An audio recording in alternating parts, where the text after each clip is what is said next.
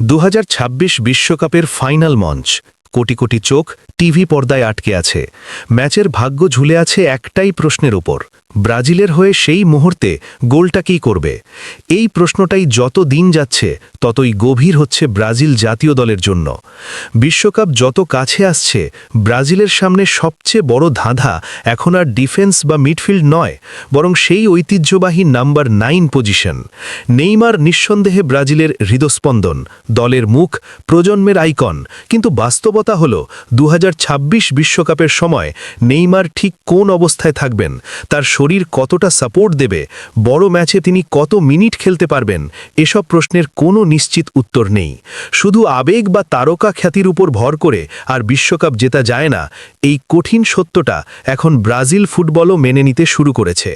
ঠিক এই কারণেই ব্রাজিলের সবচেয়ে বড় মাথা ব্যথা এখন একজন নির্ভরযোগ্য স্ট্রাইকার খুঁজে পাওয়া। এমন একজন যিনি চাপের মুহূর্তে কাঁপবেন না, বড় ম্যাচে গোল করবেন আর পুরো টুর্নামেন্ট জুড়ে ধারাবাহিক পারফরমেন্স দিতে পারবেন। এই দৌড়ে আপাতত 3টে নামই ঘুরে ফিরে সামনে আসছে: রিচার্লিসন, জোয়াও পেদ্রো এবং ম্যাথিউস কুনহা। রিচার্লিসন এমন একজন ফুটবলার যিনি ইতোমধ্যেই বড় মঞ্চে নিজের সামর্থ্যের প্রমাণ দিয়েছেন। 2022 কাতার বিশ্বকাপে তার করা গোলগুলো শুধুই গোল ছিল না, সেগুলো ছিল ঘোষণা, আমি চাপের ম্যাচের খেলোয়াড়। বক্সের ভেতরে তার উপস্থিতি, হেডিং অ্যাবিলিটি, ফিজিক্যাল লড়াইয়ে সাহস, আর সবচেয়ে বড় কথা, ব্রাজিলের জার্সি গায়ে দিলে তার মানসিকতার পরিবর্তন, এসবই তাকে আলাদা করে তোলে। অনেক খেলোয়াড় ক্লাব আর জাতীয় দলে আলাদা হয়ে যায়, কিন্তু রিচার্লিসন ব্রাজিলের হয়ে খেললে যেন অন্য মানুষে পরিণত হন। তবুও ফুটবল কেবল স্মৃতি বা অতীত গৌরবের খেলা নয়, বর্তমানটাই এখানে সবচেয়ে গুরুত্বপূর্ণ। গত 2 মৌসুমে ক্লাব ফুটবলে তার ফর্ম নিয়ে বড় প্রশ্ন তৈরি হয়েছে। ইনজুরি সমস্যা, আত্মবিশ্বাসের ওঠানামা আর নিয়মিত গোল না পাওয়া, সব মিলিয়ে এখন আর তিনি নিঃসন্দেহে প্রথম একাদশের অটোমেটিক চয়েস নন। আর এখানেই কার্লো আনচেলত্তির মতো অভিজ্ঞ কোচের দর্শন সামনে আসে। তিনি খুব ভালো করেই জানেন, বিশ্বকাপ নাম দিয়ে নয়, ফর্মে থাকা খেলোয়াড় দিয়েই জেতা যায়। তাই 2026 সালে রিচার্লিসন দলে থাকলেও তার ভূমিকা হয়তো বদলে যেতে পারে। তিনি হতে পারেন অভিজ্ঞতার ভরসা, ড্রেসিং রুমের লিডার, অথবা ম্যাচের শেষ 20-30 মিনিটে নামা সেই ভয়ঙ্কর অস্ত্র যিনি প্রতিপক্ষ ডিফেন্সের উপর চাপ তৈরি করবেন। অন্যদিকে জোয়াও পেদ্রো এই মুহূর্তে ব্রাজিলের সবচেয়ে ফ্রেশ এবং আধুনিক স্ট্রাইকার অপশন হিসেবে উঠে এসেছেন। ইউরোপে তার পারফরম্যান্স দেখলে বোঝা যায় তিনি কেবল একজন গোল স্কোরার নন, বরং পুরো আক্রমণ ব্যবস্থার অংশ। বল ধরে রাখার ক্ষমতা, ডিফেন্ডারদের টেনে নেওয়া, উইঙ্গারদের জন্য স্পেস তৈরি করা এবং পেনাল্টি বক্সের ভেতরে ঠান্ডা মাথায় ফিনিশিং, এই গুণগুলো ব্রাজিল অনেক বছর ধরেই খুঁজে ফিরছে। নেইমার কিংবা ভিনিসিয়াস জুনিয়রের মতো খেলোয়াড়দের পাশে এমন একজন ফরওয়ার্ড থাকলে আক্রমণ আরও ভারসাম্যপূর্ণ হতে পারে। তবে এখানেও একটা বড় প্রশ্ন থেকেই যায়, বিশ্বকাপের মতো মঞ্চে যেখানে প্রতিটা মিস শট নিয়ে হয় প্রচণ্ড সমালোচনা, সেই চাপ কি জোয়াও পেদ্রো সামলাতে পারবেন? কারণ জাতীয় দলের হয়ে বড় কোনো আন্তর্জাতিক টুর্নামেন্টে নিয়মিত খেলার অভিজ্ঞতা এখনও তার ঝুলিতে নেই।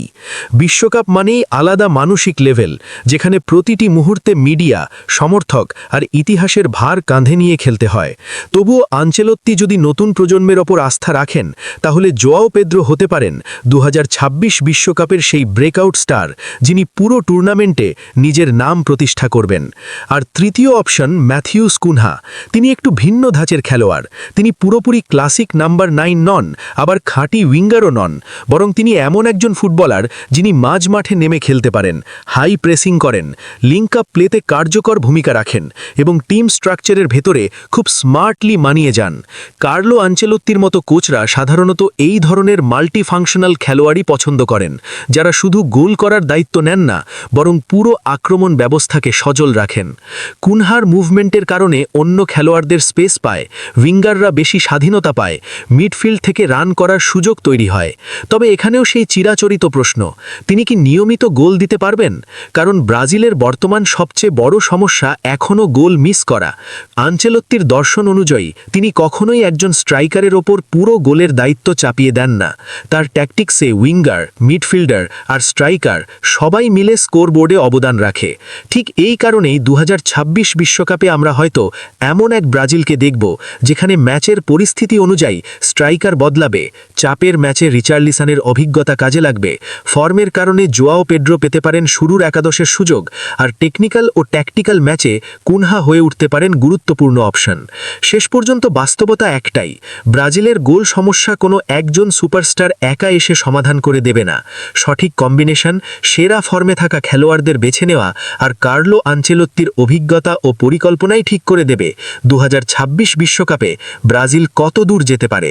তবে যদি এই তিনজনের মধ্যে সঠিক ভারসাম্য ও সমন্বয় তৈরি করা যায়, তাহলে ব্রাজিল শুধু সেমিফাইনাল বা ফাইনালের স্বপ্ন নয়, আবারও বিশ্বকাপ জেতার স্বপ্ন দেখতেই পারে। আর সেটাই হয়তো হতে পারে ব্রাজিল ফুটবলের পরবর্তী মহাকাব্য।